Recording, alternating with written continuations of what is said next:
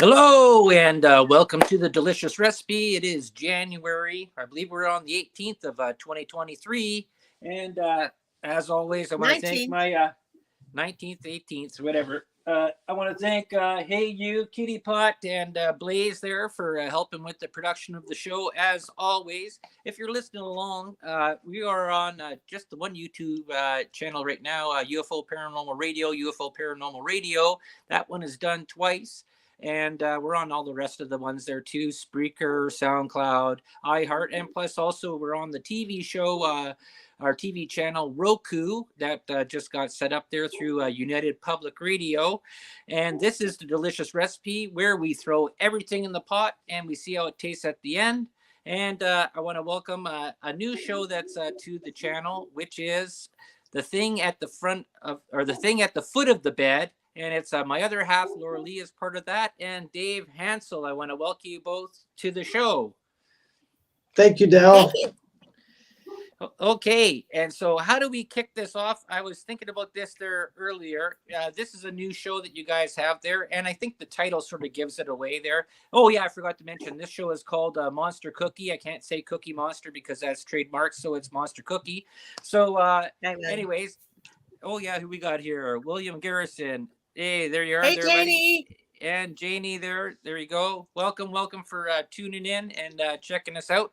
So let's start. I will do this in two parts there to go and see here. I'll ask Laura first, or maybe I should ask Dave first before I ask Laura, because I always talk to Laura all the time. I should ask Dave Hanzel there and say, what do you consider is the purpose and the outcome of the show, The Thing at the Foot of the Bed? The purpose of it is the title came from a book that I read when I was a kid. I love the paranormal. I've been paranormalized since I was about 5 years old.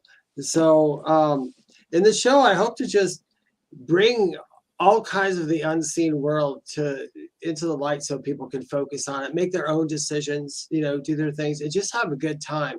We talk about a lot of weird stuff, spirituality and everything, but as me and Laura Lee say, that it's supposed to be fun. It's supposed to be easy. It's supposed to be beautiful. It's not supposed to have 30 billion big words and all kinds of theories that'll blow your mind that you'll never, ever be able to grasp onto. That's just what we like to do. We just want to have fun. Let people know that spirituality is alive and well. And it's really quite interesting. Awesome. Laura Lee, I'll throw that question to you. Well, first of all, I will let you know, if you haven't met Dave.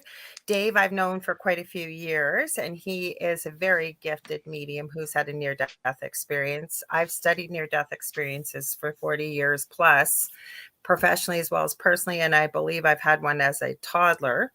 I'm also a clairvoyant medium. I do Akashic records, energy healing, Reiki, type crystal Reiki. And teaching, we both do teaching, and I'm also a nurse. So Dave and I were talking about this, and Dave he's very modest, so I will toot his horn for him. He has a pretty big following on TikTok, and people send in questions, and it could be about anything, like what happens after we die, or is there such a thing as ghosts, what aliens mean, what have you. And he makes a quick 3-minute TikTok to answer it to the best of his ability. Like, you pick the ones that you can answer, you felt, right, Dave? Yeah. They usually pick up. Yeah. Sorry? The spirits usually pick the questions.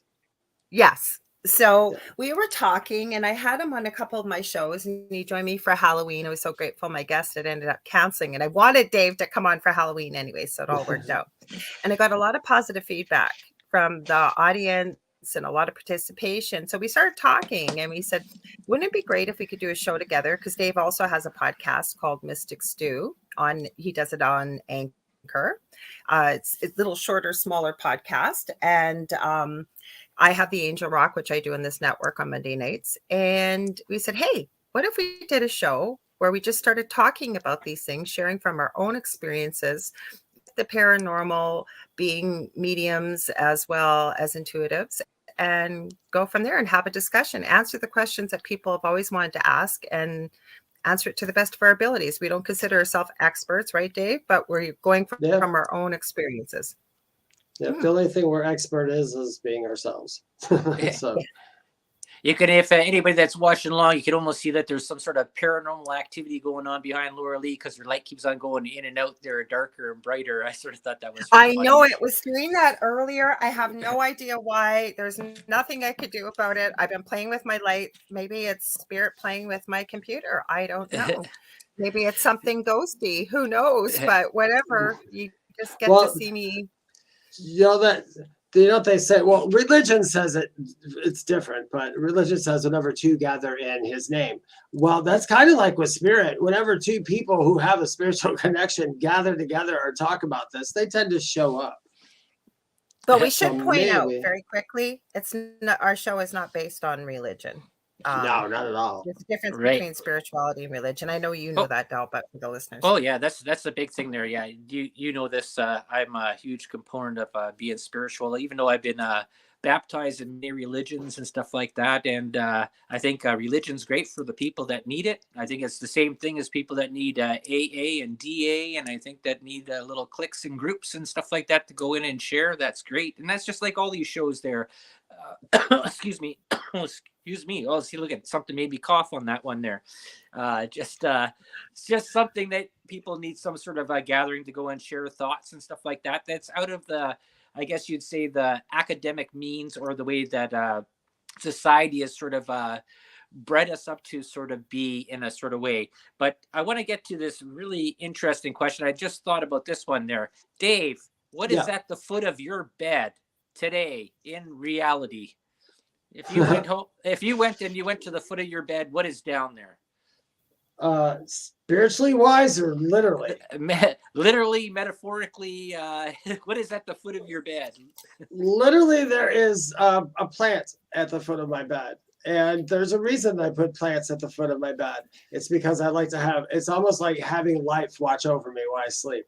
Mm-hmm. So it's not this. So that's what's at the foot of my bed right now. Laura Lee, I'll throw the question to you. I know what's there, but you do. Well, I want, yeah. can I, well, basically a pillow and a dog. And I have been known when I've got readings booked to have had certain individuals that know that I'm reading for a human being, somebody in this lifetime, appear in spirit with messages. I have had that happen.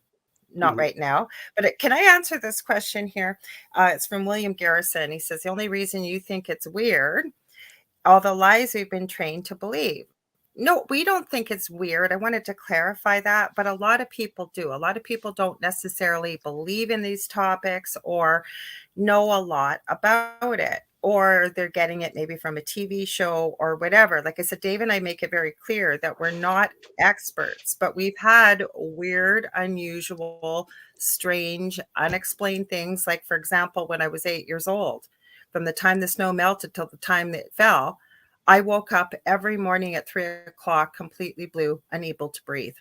They could never figure out what was causing it. No idea why. Del and I have lived in an extremely haunted house. We don't have the problems here like we did in the other house. Why? I don't know. So we're just sort of talking about it, opening the discussion. We're not coming from a reality-based TV where there is no such thing as reality TV. And we're opening the discussion on a positive vein. We're not trying to scare people, promote more fear, nor do we think that it's weird, but some people do. Sorry. Go ahead. That's totally true. Is that everybody is going to have their own experiences out there, and I think I do this also on my show. The Delicious Recipe is like just looking at things from many different perspectives, and I think a big thing. This is my own opinion on this. People that are out there listening is that I think a lot of people have been conformed to believe in this certain pattern of values, whether it's been through the church or through the school or through a lot of things. And that's the only way that they believe their reality exists. And I think there's a lot more out there. A big thing that I've been talking about is about cryptids, little people, Bigfoot, different little things that are out there, parts with the paranormal, dimensional energy, that consciousness might not be all in the mind, that it's actually sort of an ethereal thing that's outside of the body, a little bit more than what we've all been told. And that energy does pass through many different things, but depending on how the displacement goes and how everything is, we don't understand this stuff. All we've been told is what the scientists and what the religious leaders have told us. And I have a big, huge problem when people hide history. And I have a thing with, like with Egypt, when they say you're not allowed to look at these tablets here, or the Vatican, that you're not allowed to go down to the library that has all this ancient knowledge, things like that. What would you think about that there, Dave? Oh my gosh, the same thing you do. um, as far as I don't even know how to present an answer to that question. I'm the same way. In this lifetime, you need to believe whatever you want to believe. You need to see whatever you need to see. History shouldn't be erased. We should be allowed to look at history. We should be allowed to look at the woo-woo people from way, way back, because I had something to say, and they predicted a lot of things coming forward. I'm pretty much just on the same boat of the things that you just said. We need to make our own decisions. We need to, and it's unfortunate that, like you said, a lot of people were grown up only given one belief system. Like mine, my parents gave me Catholicism or Baptist. We got till we were 14 to choose which one. I chose neither, and that was fine with them. But I was a very lucky child. I didn't have stuff like that pushed down my throat. I've always been able to make my own decision about those kind of things all my life. So I'm very thankful for my parents for being like that. But I think all parents should be like that. Let your kids believe what they need to believe and what to discover stuff, because to just have that one thing that you were told to believe really inhibits your life, inhibits it a lot. Oh, for sure. Laura Lee, can you add on to that there? Well, I agree with both of what you've said. And I think, part of what I speak about often is none of us are here by accident. And I also believe that if we don't realize what's happened throughout the ages in history, historically, correctly, without it being changed or removed, we're destined to keep repeating the same mistakes over and over again, because that's why we make mistakes. Hopefully, we learn from them and we move forward and we grow and we evolve. Religion, same thing. I'm not knocking religion. There are people that really love it. They need it. They commune. They support one another, and that's fine. But what we're finding, and Del, you and I have discussed this many times on air and off air, is when we've only been exposed to a little tiny piece of the pie, how do we know that there's a whole pie that exists when all we've ever had is that little piece of pie? Same as with things, all the beauty in the world, for example. If you've only ever lived in the same city and all you've ever gone is maybe in your backyard and around your little tiny area that you inhabit, how do you know what's out there if you haven't seen it or tried it or looked to it? One of the things that I shared today on our show, I forgot to mention our show is on Thursdays from 4 to 6 p.m. Eastern, is that if you're not really sure where to go, because we had a great question. It was about ETs and UFOs and how do I find out more? And I believe this came from Spirit, but let joy be your compass in life. And the other part is, if it resonates with you, if you have curiosity about something, in this day and age, we have so many different sources of knowledge. Follow what resonates with you, what feels right, what doesn't. And the other thing is, don't forget to look in books, because in this digital age, I think books are really losing the importance that they contain a lot of knowledge. Well, that's exactly true. Is that the part with print, which makes it a little bit stronger than the internet and Wikipedia and all those other digital sites, is that within print you can have a conversation and you can have a conclusion and a discussion on that theory that's there, but it can't change because it's in print. But on things like Wikipedia and sites like that, is that those things can be changed daily, hourly. And so whatever was written there, and somebody that comes by, say in 5 minutes and reads something that I've altered, they'll say, well, that's the truth. And then 10 minutes later, someone else changes it and they look at it and says, no, this is it.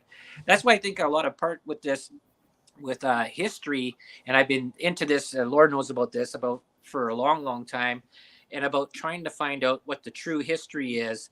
And there's a lot of things that are going on, and a lot of it is debatable because you have academics that, and I've said this many times, that people that are academically and that are teaching in schools and stuff like that, if they go and change their view on what they've written their papers on and what they've gotten their degree from, and that it could be something different, well, everything that they've been teaching for how many years it's been is untrue. They have no leg to stand on. So that's why this is my thought anyways, people that are out there, a lot of people stand on that academically wise. They don't want to embrace new things, new thinking, because otherwise then what were they actually teaching? They were teaching actually a lie. Any thoughts on that there, either of you? Well, I was thinking about, I'm trying to think of a good way to put it. So throughout the ages, God, I don't even know how to put this. I want to answer this so bad, and I just can't find the words. I'll let you go first, Lori, and maybe I'll find the words. Yeah, well, I'm looking at some of the comments here, and yes, I have to agree that some of those books we're talking about are not actually true. And you said Beware and everything, William Garrison, and I can agree, but I said that's why I think that we need to look at a variety of sources, where they're coming from many years ago. And I'm not trying to get all, I hate the word conspiracy theory. Both of you know that. I like the word truth seeking. Is that you need to take a look at it. And if you're not really sure, you've got conflicting stories or many different stories or paths, feel into them. What do they feel like? We are all able to have discernment. Okay. The other thing is, and I used to hear this years ago, and I used to go, what the heck does that mean? But follow the money, right? We are in a money is just an energy source, but take a look, who's funding what? Like, follow it through the little pathways. As we go further out through history back, we don't have quite the complicated like corporations and whatever, but sometimes you can find some answers. And the other thing that concerns me, it really doesn't take that long to change history. If you think about it, whatever somebody's learning in school right now, 10, 15 years, they're going to be adults. 20 years from now, they're going to be having kids. Do you see where I'm going with this? Like, it doesn't take long. It takes 1 to 2 generations, and people tend to forget the past or what was behind it. So I think that's so important. But I also don't think that people are not capable of it, whether they want to think about whether or not they're able to sense energy. We all are. And I use this analogy very quickly. Depending on the level of intimacy that you have with another individual, say it's somebody you don't know well, and they get really close to you, what do? We step right back. It feels icky. We may not realize why it feels icky because we have an energy field around us. You can call it personal space, you can call it an aura, you can call it whatever it is. We are incredible, amazing individuals, and we're not here by accident. Like I said, we all have a reason for being here, but we have many, many gifts that we aren't aware that we have, but we really do. Yeah, I think people are using, like, as far as like going back to like the books and Google and all that, things can be changed. I agree with Dal, and you the same way. We said this. There needs to be books. It's like you said, the books can't be changed. It's in print. All they can do is get a new book. I have found in my lifetime, and it's easier for me, obviously, because of what I do, but for anybody else out there to find information, if you do meditate on it, if you do think about it over and over, go write it down on a piece of paper, what your conclusion is, then you can go to Google or whatever and start looking up stuff about the subject to see if it matches yours. That's what I do. I like to validate. I validate anything a spirit says to me. If they say something to me, I write it down, and I'm like, I got to go look it up because I don't know if I trust you. And I don't know why I have that, but I think I have a very nice, healthy, skeptical dose of being skeptical. I think it's okay to be like that. Oh, for sure. And well, that's one thing there that I guess Laura's the yin to my yang. There is I'm very skeptical about a lot of things. That's part of the thing there about growing up in religion, and also taking engineering and stuff like that, and being construction oriented, and looking at it that way, where she's a little bit different from that, and I look at things differently, and that's a great way to sort of look at things. I posted this, people that are out there listening, they can check this out on YouTube, and it was a after school history. It was a talk that was given by Rupert Sheldrake, a TED talk, and then it was taken down by TED Talk, and that for going against the scientific thinking there. But what is basically his talk was about exposing the scientific dogma, and it's basically going about how we've all been sort of programmed by the winners of society and history, whether it's been by the church in collaboration with the big banks around the world and with a government that's funding a lot of stuff. If people are out there aware about how your civilization in the new world and in the old world, how things are being dictated, well, I think there's a little bit things you should look outside of your bubble. And it's a little bit more systematic in controlling than what you think. Like free speech and stuff like that are far and few between. And it's good to have channels that are out there, like the channel that we're on here, and stuff like that, where we can give opposing views. As we know, like during that COVID fiasco that happened there, is that anybody that gave an opposing view were either shut down or blocked out and taken off networks. But it's just the part about looking at things a little bit differently than what we've been taught, and I think that's very important. And I'll go into this part here. If we look into history, and I'll ask each of you there about that, how do you think our timeline has progressed? If you look in the creationist form through the church, we've only been on earth for 6,500 years. But if you look at other parts there, we've probably been here for 100 something thousand plus years, and we might have gone through many different epochs of restarting and going. And I find this is a part I find that's really interesting with history, and both of you being spiritualists and mediums and stuff like that. Have you gotten any sort of connection to any thoughts about how history might have predated what we're actually in? I'll go with you, Dave. Well, I can tell you this: we are way behind. We are super far behind, and one of the reasons is one of the things that you were talking about. If everybody would have been taught that it was okay to think outside the box and it was okay to question a practice, like I question spirituality all the time. Laura Lee questions spirituality all the time. We question stuff. Religious people tend not to do that. It's like, no, it says in this book, and it's a talking point that's over and over and over and over again. Like I said, I'm not bashing religion, but I think if half these people who are in religion would actually think about what's being said to them instead of just believing it on blind faith, I think the world would be a lot different. I think people would be a lot kinder to each other. I think we'd have a lot better world if we did. Well, that's a big thing about way religion is. Their main thing is having faith. If you don't have faith and believe in what this book says, then you're not going to get to your final destination. That's a big key that went through religion that I was told through there.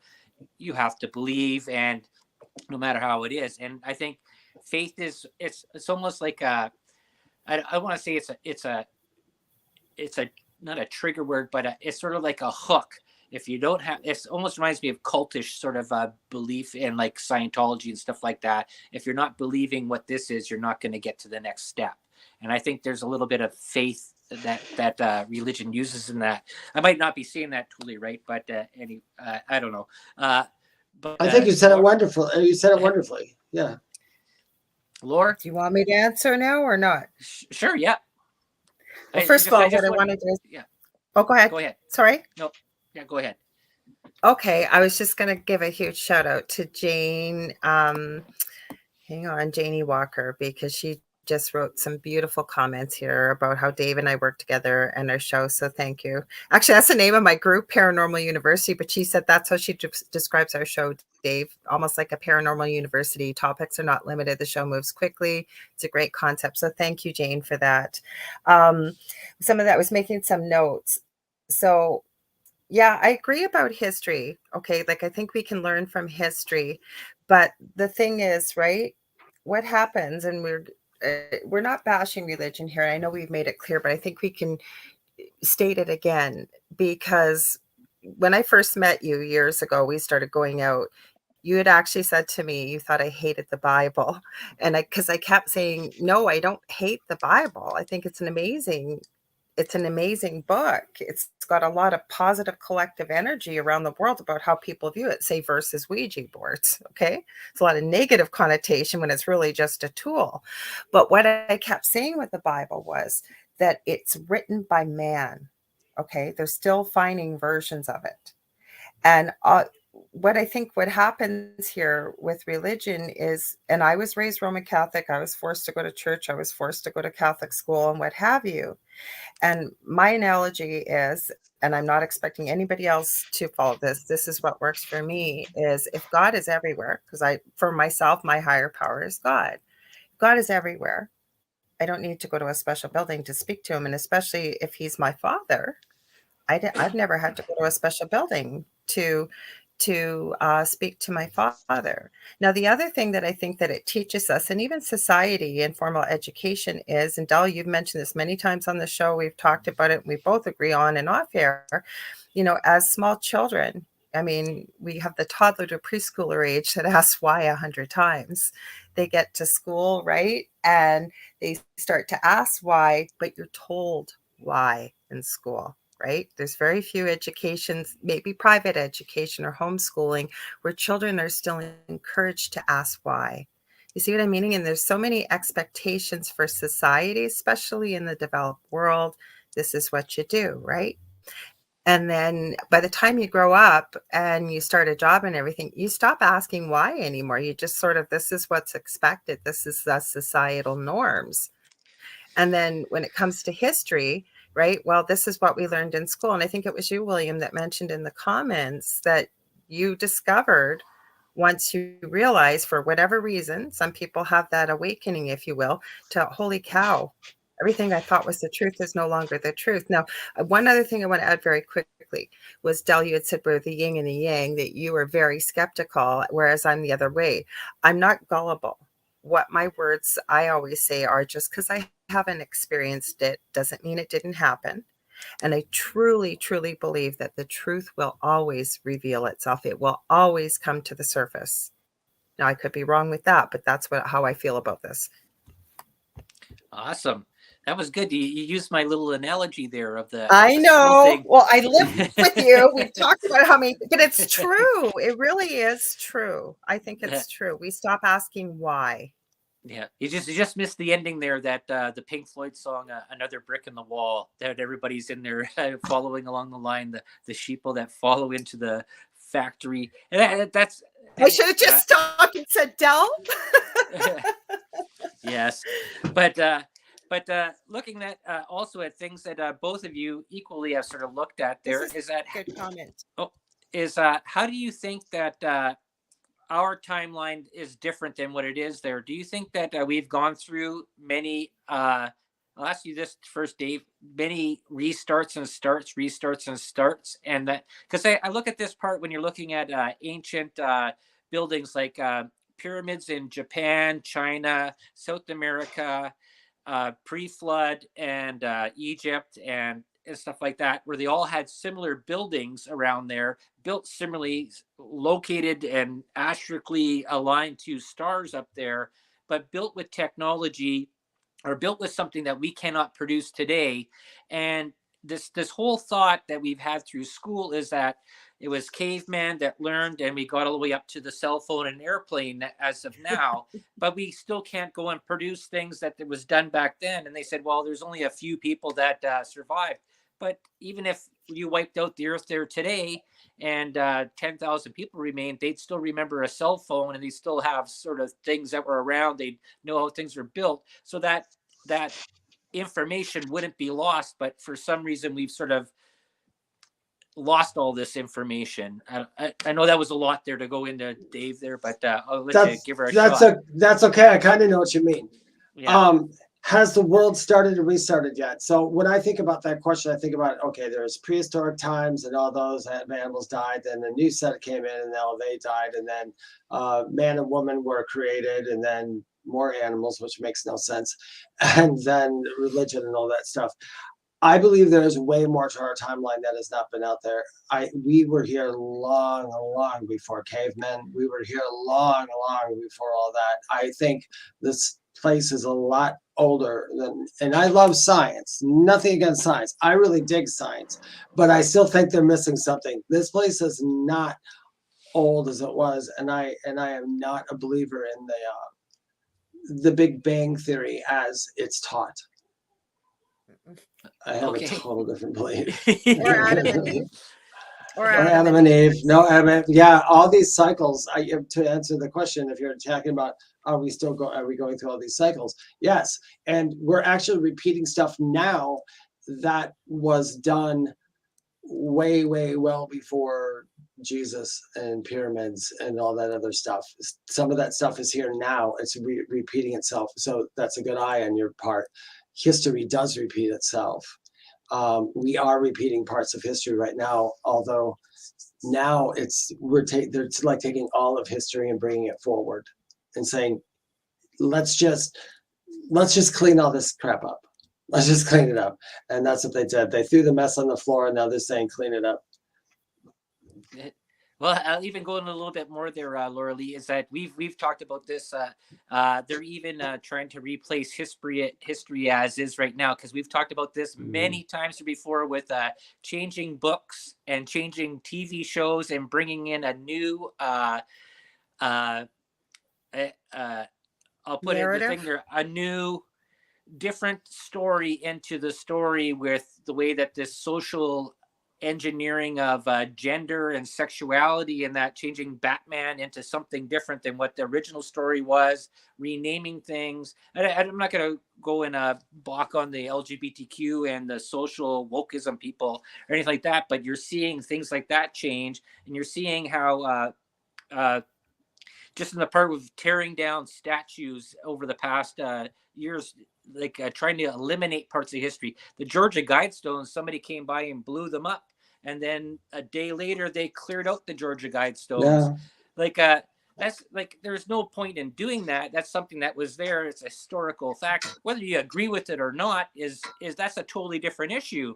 But there's no thing in destroying things, right? That'd be like me going there or somebody going there and blowing up Mount Rushmore. It says, well, okay, you blow it up, and then well, that's a historical landmark. And I think that's a big disservice to a lot of people in looking back. And when you start erasing history, you make problems to create history again and the problems again. I'll let that go to you there, Laura, because we've talked about this many times on and off the show.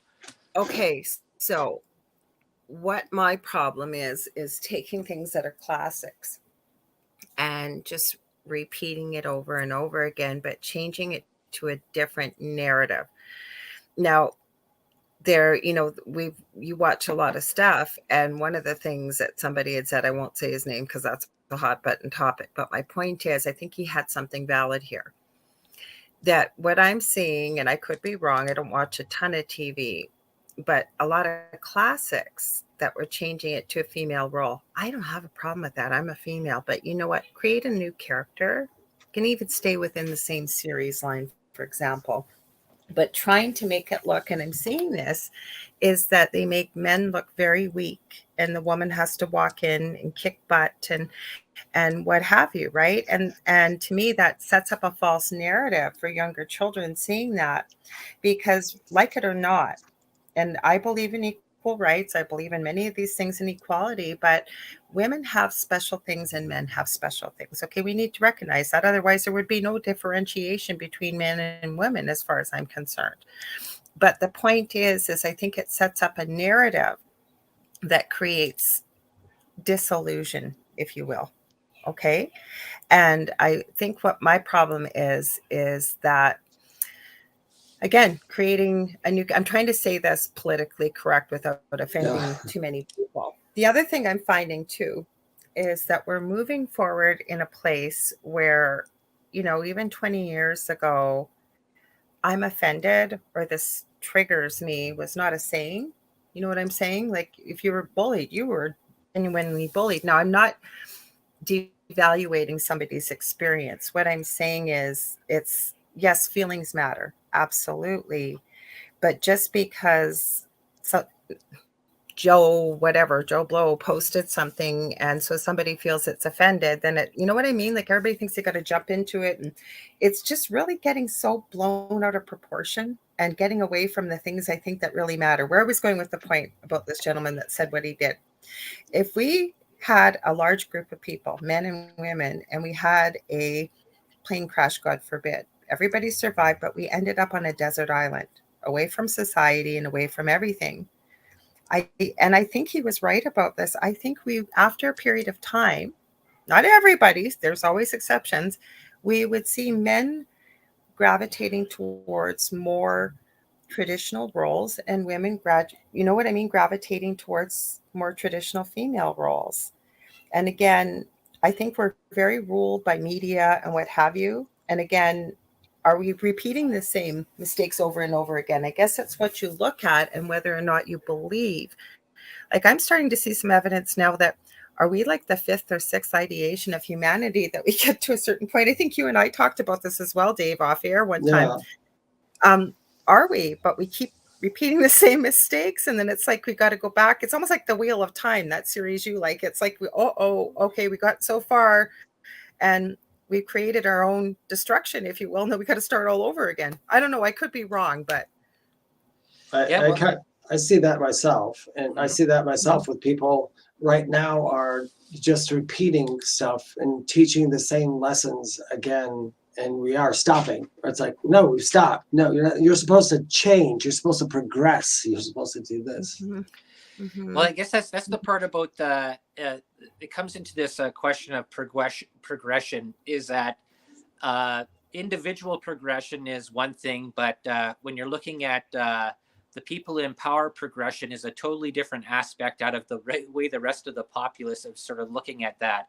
And a lot of things are financial. Well, everything is financially motivated. Geez, Pfizer if owns it's service to self, 80% of all mainstream media. And if you don't think that the NIH and CDC are being paid by big pharma, then I guess they've been totally brainwashed by what you ever learned in school, because it all comes down to money and big corporation and big international bank systems, and that's the end all be all of all of that. So I guess the part out of it is if you look at through history, and I've looked at this many times, is that the fall of all great civilizations has been when social norms have gotten out of whack. Rome was a big one that happened with that, where it got into this whole social narrative into there about it wasn't just about gender, but it was just about class of people and what they should and shouldn't do, and conflicts in that they thought that they were better.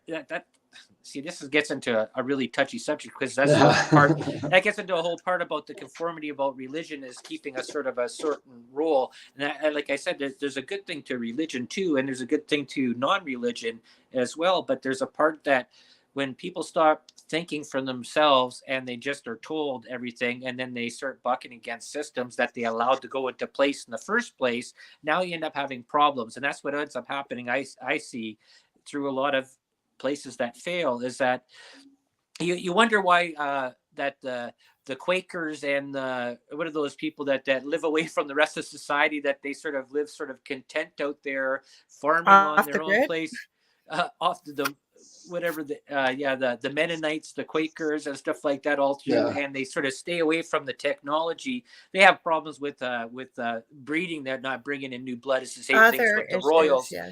But the thing is, though, is that they've stayed away from that, and they keep a sort of normative existence where they produce. It's sort of almost like hunter-gatherer, but also with building community and stuff like that, is where we've sort of gone to this part now where we've gone to move everybody towards metropolis places where they get away from being out in nature and eating natural. We're eating more processed foods. We're drinking contaminated fluoridated water, if you want to go into that whole conspiracy rabbit hole. And you wonder about obesity issues and stuff like that, and people being you know what, Del, you know how I think this could be answered. We talk about this quite a bit on our show, right, Dave? And I think we're, even without getting into all of these issues, it's a matter of who are you going to be? Are you going to be service to self or service to others? What do Mhm. you think, Dave? That's what the world is right now. I just explained it on our podcast before, and I've explained this on TikTok a million times. It's like the universe is only seeing two types of people: service to self and service to others. The ones who are service to self are like William Garrison says down there. It's not just money motivated. They want power. They want your stuff. They want everything. They want you to be. They want to be these fake kings and queens who rule the entire world all the time. And service to self is a live and let die culture. It's like, well, we don't care who you are. We don't like it. So, go. Every man for Bye. themselves. Yeah, Mhm. where the other side is service to others, which they want everything for everybody. They're generally nice people. They want to till the earth. They're musicians, they're creative people, they're artists, they're all these people. Those are the ones that are becoming service to self, which is where the world is trying to get back to. Oh I yeah, think that's a quick in a nutshell. Hmm. yeah, that's Yeah. and you can see that in the schools where they've gotten away from some of the arts and that we've talked about this too. That they got rid of music programs, they got rid of things like Hmm. home ec, they got rid of things like shop. There was a big, huge push there a long time ago about anybody that did skilled trades that they were looked upon as the peons of society. Where actually a lot of those people, that the welders and the ditch diggers and the guys that build your bridges and houses, actually make a lot more money than More the people that money. learn the code and do The other things like society that. can't exist without it. I'm sorry, but I don't think that they can without people that do skilled trades. And I think where this was really illuminated was over the last 3 years. People that are in the service industry, or like Dave, you work like with food. I'm not going to give it away, but I mean, you Yeah. work in a place where you come and buy food or things like we couldn't exist without that, or people that deliver our food, like truckers, or like you said, buildings, Dell, or whatever. Like we've never realized how important that is. And I think, William, you actually said that. Could you it's if every cell phone disappeared, could we make one on our own? No, someone's got to make those parts and do all that stuff. I think what it's all about is realizing we're all equal. Nobody's better than anybody else. And I wish to God that the world could be structured that way, because I really believe it could be, if we could just all agree to disagree, realize we're all, I know I'm asking for utopia, but I'm not. I mean, if we don't think of it, how are we going to create it? Right? Yeah. You have to think There's no about stuff. reason for And people to be hungry and no, poor. they're literally, and there's enough people in the There's enough. 1% who could literally change the lives of everybody here just with Mhm. a stroke of a pen, and they wouldn't lose a dollar, they wouldn't lose a dime. But they Mhm. don't. People fear that. They just want the power out of life. Let them. When's enough enough? I'd let them do what they do, because it is eventually. I mean, I know, Dell, you might, nice and skeptical, and I love that. The world is splitting into two things. So it's like the people who watch YouTube. I watched YouTube the other day, and it was about, oh, now the government and scientists know when our Earth is going to end. And I was just like, oh my God, really? No, they don't. Nobody does. We don't even know. A psychic doesn't know. None of us know. Mhm. It's Yeah. going to do what it wants to do. But it's a fear based, you know? Oh, for That's It's, sure. what this is all about. What we're talking about, I think, is I think that the easiest way to control people is through fear. yeah, It it really is. is. Oh, the Mhm. biggest fear thing that was going on there was about the climate. The first, the climate change, and then you look how people sort of jumped onto that, and that it's sort of a really funny thing. And then uh, then you have these groups there find their little hero that can be whatever it is to it. Like they latched onto Greta Thunberg or whatever, but climate change, because I took environmental engineering in school, so I along with it that, and I iron worker, construction, a lot of different things. But looking at things is, you see how this group thing gets latched onto something because of whatever financial gain there is, and that to sort of push an agenda over to a certain sort of direction. But we do have a little bit of time left here. Last question to each of you there. It says, so what big topics are you look forward to getting into on At the Foot of the Bed there, Dave? And then I'll ask Laura Lee there right after that. Gosh, what big topics. This is gonna suck to say, but I have to say it. There are things that are really big that I want to start talking about, and our show is the place where eventually we'll start talking about it. Because some of the stuff like TikTok, I can't explain what I know or what I see in 3 minutes. It's literally impossible.